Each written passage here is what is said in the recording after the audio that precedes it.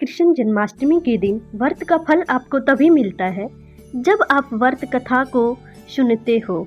माना जाता है कि इस कथा का पाठ करने से व्यक्ति के दुख और पापों का अंत होता है। श्री कृष्ण जन्माष्टमी का पावन त्यौहार भाद्र मास में मनाया जाता है। इस दिन उपवास रखने वालों को भी और जो लोग उपवास नहीं रख पा रहे हैं उनको भी कृष्ण जन्माष्टमी की व्रत कथा अवश्य सुननी चाहिए। पुराणों के अनुसार जो भी व्यक्ति कृष्ण जन्माष्टमी का व्रत रखता है और व्रत कथा का पाठ करता है उसके सभी पापों का अंत होता है। भगवान श्री कृष्ण की कृपा भी ऐसे व्यक्ति पर बनी रहते हैं। आइए अब जान लेते हैं कि कृष्ण जन्माष्टमी की व्रत कथा क्या है। जन्माष्टमी से जुड़ी धार्मिक कथा के अनुसार द्वापर युग में कंस नाम का एक राजा हुआ जो अत्यंत क्रूर और अत्याचारी था। कंस के पिता उग्रसेन अपने पुत्र की रीति नीतियों से बेहद दुखी थे।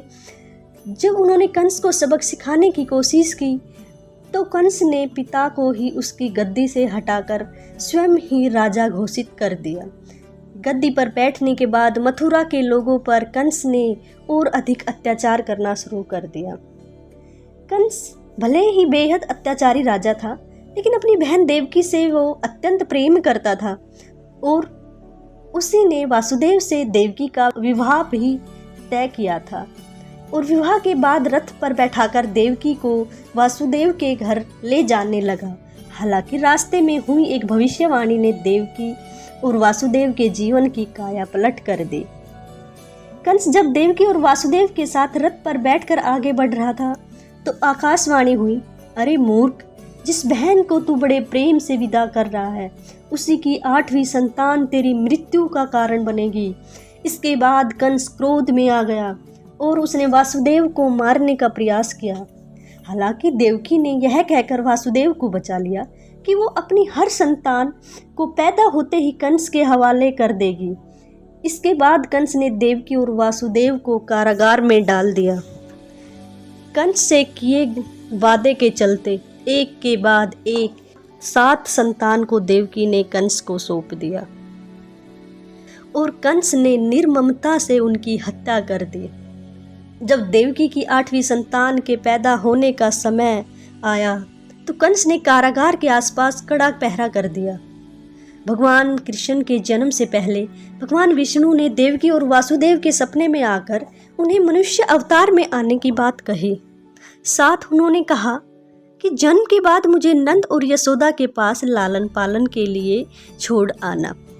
जब देवकी की संतान होने वाली थी उसी समय यशोदा भी बच्चे को जन्म देने वाली थी।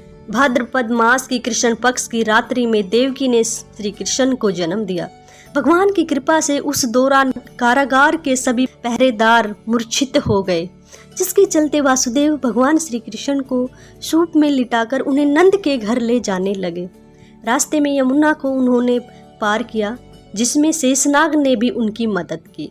वासुदेव जब गोकुल पहुँचे तो बाल कृष्ण को नंद के घर सुलाकर यशोदा की पुत्री माया को अपने साथ ले आए। कंस ने यशोदा की पुत्री को देवकी की संतान समझकर उसे मारने का प्रयास किया, लेकिन वह शिशु कंस के हाथ से छूटकर दिव्य प्रकाश बन गया। इसी प्रकार से फिर आकाशवाणी हुई कि तू मुझे जो समझकर मारना चाहता है वो तो सुरक्षित गोकुल पहुंच गया और वही तेरा नाश करेगा। इसके बाद माया अंतर ध्यान हो गई और भगवान श्री कृष्ण ने युवा अवस्था में कंस का वध किया और मथुरा के लोगों को उसके अत्याचार से छुटकारा दिलाया।